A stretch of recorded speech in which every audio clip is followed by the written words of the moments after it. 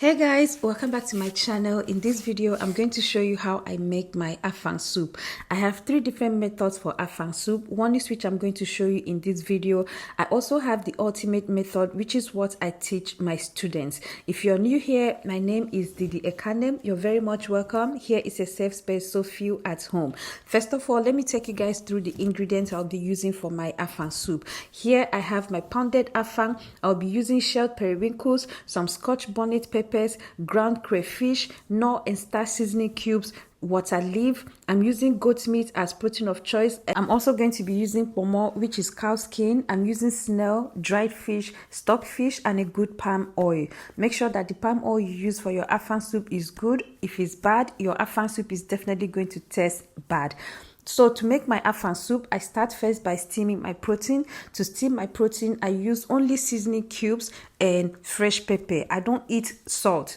So after steaming the protein, I go in with my stockfish, my dried fish, my snail, and then stir that up nicely, cover the pot and let that cook until the protein is tender. Let me also add that I'm not here to tell anybody how to make afang soup. Make your afang soup how you like it. I'm only showing my method. If you like my method, then go ahead and make it. So once my protein is well cooked and tender, the next thing I do is to go in with my palm oil. For this method, I like to add palm oil in 3 stages. I have other stages I add palm oil just once or twice.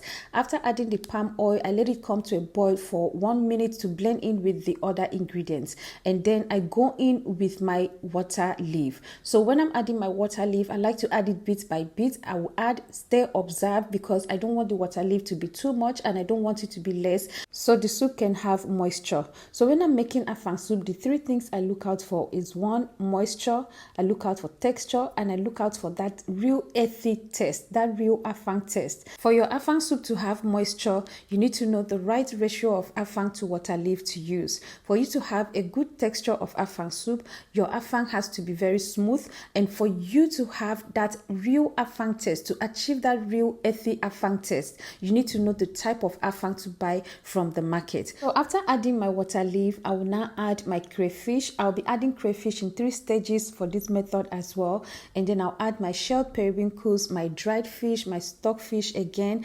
I will stir it nicely, test for seasoning. If I have to add another seasoning cubes, then I go in with it, and then I will add another round of palm oil, which is the second time. I keep it very minimal with the palm oil, especially because I'm adding it in 3 stages. So I will stir it nicely to make sure that everything blends well together. Cover the pot and let water leaf cook for just about 1 to 2 minutes. I don't overcook my water leaf for my afang soup. So once the water leaf has cooked for about 1 to 2 minutes, I will stir it nicely as well, then go in with my afang at this point. When I'm adding afang, I like to add it bit by bit, just the same thing I did with the water leaf. I will add little, I will stir it, and I will observe and then go in again if I need to. The reason for this is because I don't want the afang to overpower the water leaf. Then I'll now go in with a 3rd round of crayfish.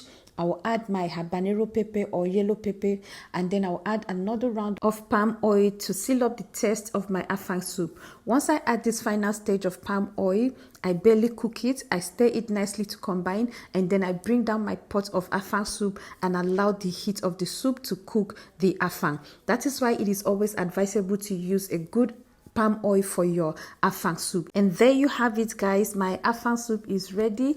It is fresh, it is green, and it is super tasty. If you enjoyed this video, please go ahead and give your girl a like, comment, share the video, and most importantly, subscribe to the channel. And oh, don't forget to turn on your post notification so you'll be notified whenever I post a video. And I'll see you guys again in my next video.